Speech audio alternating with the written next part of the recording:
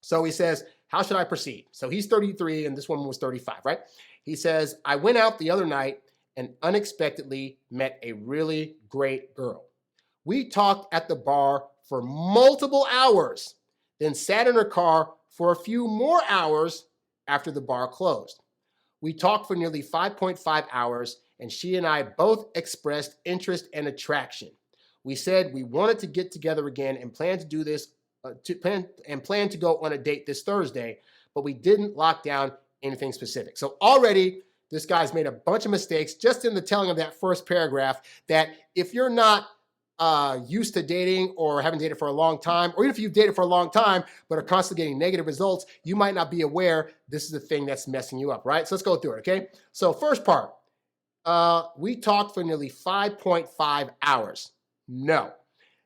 The problem here is that you are overextending and overindulging her in your presence. If you meet a girl out and about, say you're at a bar or at a party, and you meet her early on and you guys start talking and you start to get a sense that she's being attracted to you, which you can normally tell because they'll start laughing at your jokes or laughing at things that aren't really funny, or they'll start, casually touching you here and there. At the point that you get these little small signals here and there that you can tell she's starting to like you, don't do what most guys do, which is, oh, she likes me. I want to continue this conversation on and see where this goes. Because you can only be there for so long before it starts to go from, I'm having a good time with this guy, oh, this guy's interesting because he's new to me, to like, okay, this is overkill. Okay, he's still talking. Okay, like, I want to go home, but I don't want to be rude to him. So now I got to keep talking here to now I'm no longer interested. All right. So you got to cut out before her interest cuts out. I know you're probably thinking, well, Harry, if she's going to eventually be disinterested with my presence, then wouldn't it make sense to stay there and talk to her long enough for that to happen? And again, this is how you don't understand the psychology of how attraction works, okay? It's kind of like, think about like movie previews, right? Think about like the Marvel Cinematic Universe, all right? They teased the Avengers happening at the end of Iron Man 1. And then we had to wait like 3 or 4 years before we actually got that first team up, all right? And then at the end of that first team up, we got a tease for Thanos and had to wait another like 6 years before we got to see him as the big baddie on screen, all right? But what did that do in that time? All that did was build anticipation. They'd show a little bit of, oh, there's going to be an Avengers initiative, and then boom, they go away. And then another movie, oh, there's going to be an Avengers thing, boom, go away. And then 4 years later, they made like the highest grossing at the time ever, because at that time, we had 4 years of buildup because they would give us these little teasers here and there about eventually getting this movie that we wanted, all right? And so the same is true in dating with women.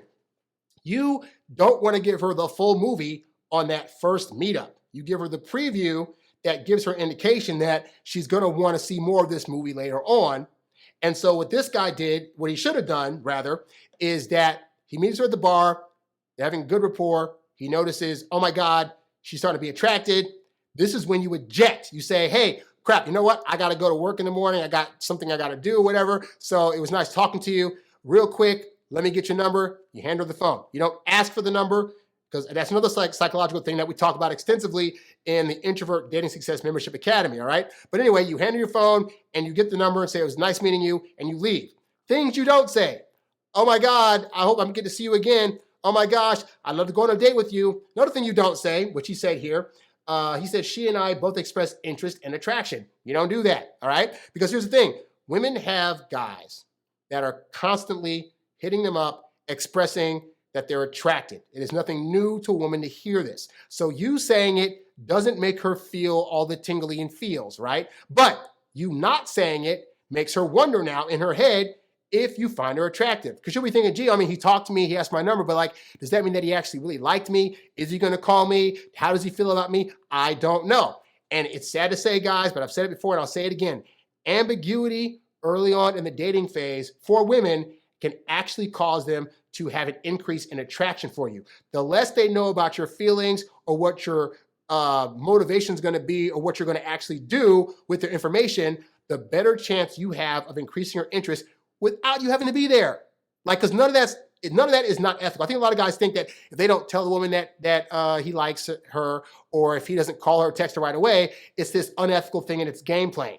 It's not. It's called being patient and leaving her alone to her own wiles to be able to decide on her own accord how she's feeling, what those feelings mean, and if they indicate that she's attracted to you. More often than not, the more you leave her alone, the more likely that her feelings are going to rule in your favor. So you don't have to tell the woman early on, hey, I really like you, let's go out. Or hey, I think you're so attractive, we should do something. Like, none of those things need to be said. And also, very important too, women read into your moves and what you're saying 3 times more than you intend it to be. So when you say to a woman verbally, hey, I really like you, it reads more as like, I like you, I'm already obsessed with you, I don't want any other women. And if she hasn't gotten to that point where she feels those things, but she's feeling them from you, she's more likely to bail. So this is why actions are more important, because if you do a certain action, she's gonna already read 3 times more into it. So if you say, hey, let me get your number, you don't have to spell out for her explicitly because I like you, because I want to take you out.